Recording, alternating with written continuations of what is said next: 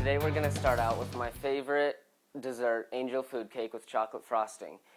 It may seem hard getting the fluffiness and the sponginess of the cake right, but it's all in how you beat the eggs. You want to get a whisk-shaped beater and put it on the highest setting for about 8 to 10 minutes or less, depending on how fast your beater goes. And when you pull the beater out, you want it to form stiff peaks, and you want it to look like really thick bubbles. Now, one thing I always forget is preheating the oven to 325 degrees. Another important thing is making sure you have all the right ingredients. You need 1 1/4 cups of cake flour, 1 3/4 cups of white sugar, 1 teaspoon of cream of tartar, and 1/4 teaspoon of salt, and a teaspoon of vanilla, and 1 1/2 cups of egg whites. You start by putting the egg whites in here. You put the beater in, turn it up to 10, and then while that's going, you put the cake flour, a little bit of the cake flour in a sifter, and a little bit of sugar, and you sift that together a couple of times.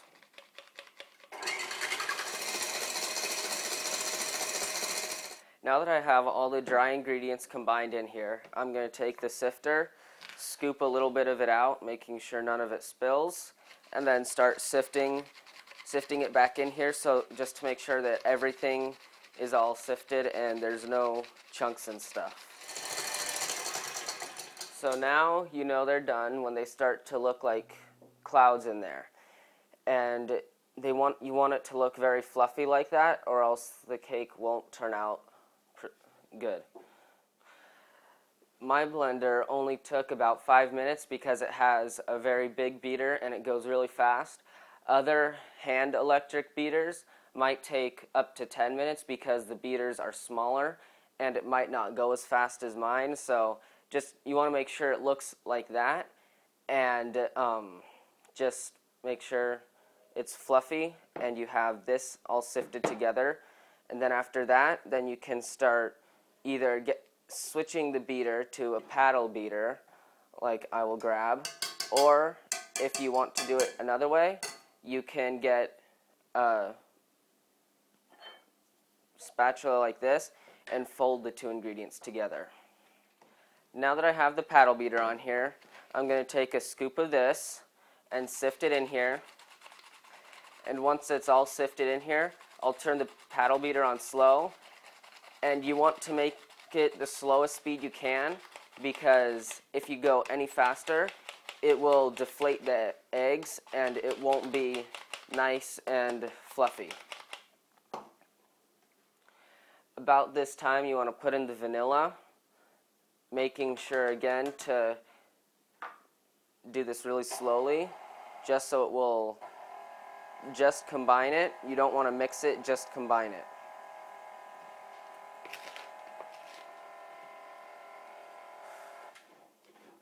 So now I'm continuing to sift in more flour and sugar just on all the sides, or trying to get all the sides. And you don't want to sift in too much because it will make it all chunky. Just a half or 3/4 of your sifter, depending on how big it is. And then turn the beater on until it's just combined.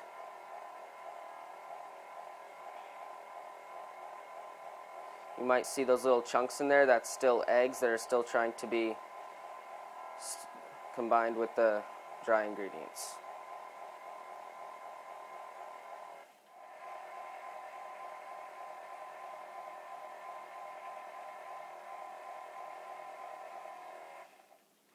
Okay, it's almost done. So I'm going to get this over the bowl so I don't spill any. Sift the last bit into my mix. Then I'll put it in the pan, and then it goes in the oven for about an hour or until the top is golden brown.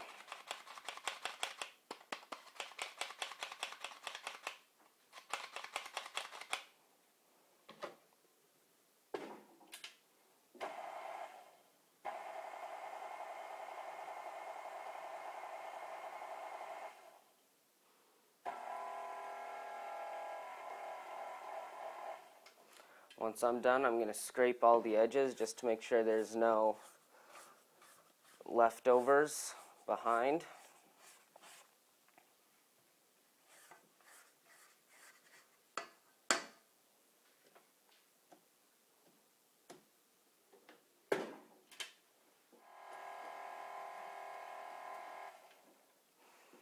Okay, now that should be pretty evenly combined. If you have a spare butter wrapper laying around, you can grease your pan with the butter wrapper. Just get all the sides. Mine has a removable center so that it's easy to remove the cake once you're done with it, and it makes buttering the pan a lot easier. So now that we're done with that, I will take off the paddle. Try not to drop it in there. Stick it in the dishwasher and scoop all of this stuff out. So, if you notice how spongy and fluffy this is, and if yours didn't turn out this way, it's probably because you beat the dry ingredients into the eggs too fast, so it deflated the eggs a little bit. So this is what it should turn out like, and this is all in the eggs. The fluffiness comes from the combination of beating the dry ingredients into the eggs slow, and if you have a lot of patience, then you'll be good for this. I'm going to put this in the oven now. The recipe says for an hour, but I normally do 15 minutes, or 50 minutes, just to make sure I don't overcook it. Before you go and buy your store-bought frosting, we're going to top our beautiful angel food with homemade frosting. What you need is 2 3/4 cups of powdered sugar, just more than 1/3 cup of cocoa powder, sifted both of them, a teaspoon of vanilla, just more than 1/3 cup of heavy whipping cream, and 6 tablespoons of butter. What we're going to start off by doing is put the butter in our mixer with a paddle beater and beat this up until it's just fluffy.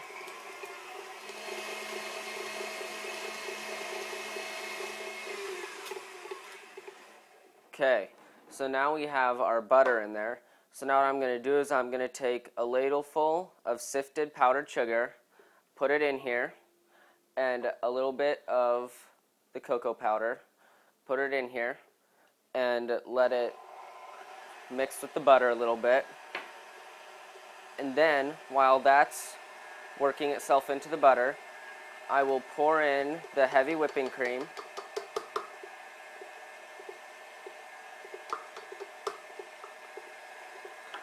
and the vanilla, and then continue to put in the powdered sugar and cocoa powder until we have creamy frosting. So now I'm putting both of these in alternately so you get a good mixture of them in there. Now, since you have less cocoa powder, you're gonna run out of cocoa powder easier. So, and that's okay, just as long as you get all the ingredients in there. As I put the last bit in there, I'm going to turn it on high, open it up and scrape the edges real quick, then turn it on high for about 2 or so minutes to get it nice and fluffy.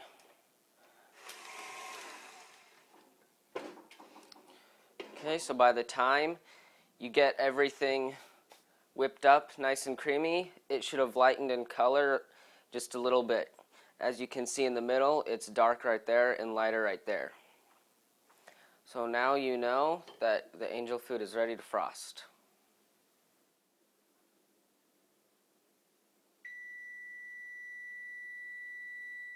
Now we're ready to take the cake out of the oven. And if you will notice, it is nice and golden brown on the top. Not even golden brown, just golden on the top. You want it to fill about 4/5 of the pan up. And then, once you do that, you make sure you don't flop the cake. Just nicely put it on your cooling rack upside down and let it fully cool on the cooling rack until it's cool. And then once it's cool, you can push your insert down and then remove the sides.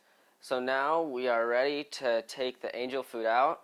And yes, it is going to be still a little bit warm, but what you want to do is, it might still be a little hot, so press the insert out a little bit. The top should be, for the most part, cooled. Flop it over. And like I said, you might need a little butter knife just to loosen up the edges. So that's what I will do right now.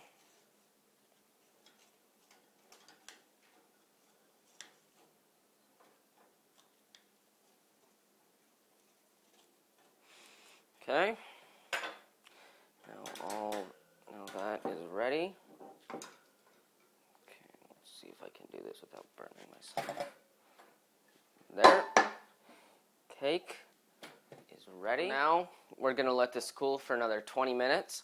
And you don't want to take the middle part out yet, because if you set it on the rack, as you can see, the bottom will keep the bottom of the angel food and the angel food itself fresh. If you do that, if you take it out, the angel food will become lopsided and it won't look as pretty.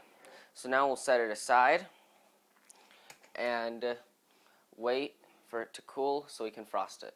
So now that our cake is fully cooled off, we can take it to the table and start frosting it. Take the beater out and put it in the dishwasher, and then get a spatula, and before you do anything, I should have done this before, but you get the cake turned on its side and you just cut around the bottom with your butter knife, and then so that way the cake will come off nicely. Okay. And then the insides.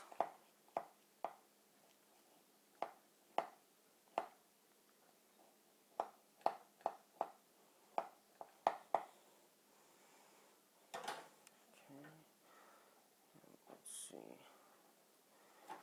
How do I get this off? Okay. There you go. Your cake is ready to frost.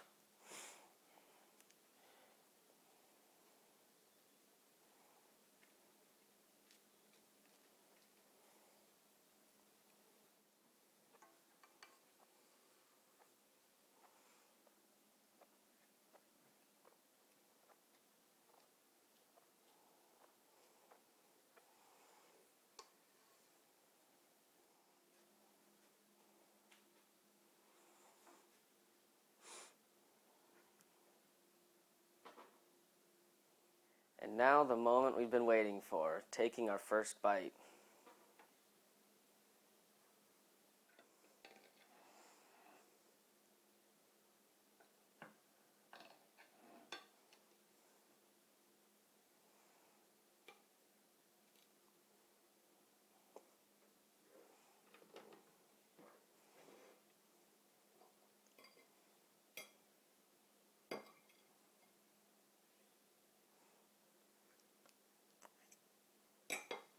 This is the best cake I have ever made. Hope it turns out this well for you. For more recipes and for this one, go to www.taylormcclure.com. Thank you for watching.